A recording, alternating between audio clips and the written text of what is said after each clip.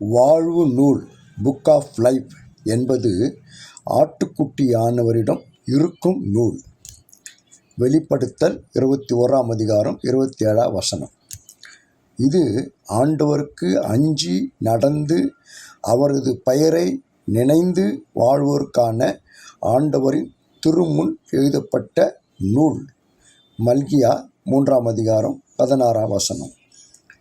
கடவுளின் கட்டளையை கடைப்பிடித்து தூய்மையுடன் வாழ்பவருக்கும் ஆண்டவருக்கு அஞ்சி அவரது பெயரை நினைத்து வாழ்வோர் நீதி நெறி பெறாது மனித நேய பண்புகளை வெளிப்படுத்தி வாழ்வோர் இந்த நூலில் இடம் பெறுவர்.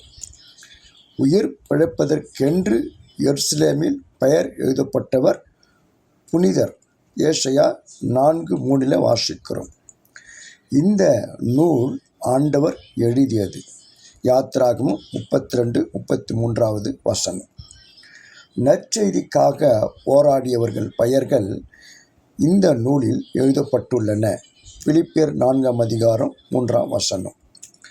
இந்த நூலில் யார் யார் பெயர் எழுதப்பட்டுள்ளதோ அவர்கள் அனைவரும் மீட்கப்படுவார்கள் என்பது இறைவாக்கு. தானியேல் 12ஆம் அதிகாரம் 1ஆம் வசனம். கடவுளுக்கு எதிராக பாவம் செய்தவர்கள் அவர்கள் வாழ்வு நூலிலிருந்து ஆண்டவர் நீக்கிவிடுவார். யாத்ராகமம் 32:3ஆம் வசனம்.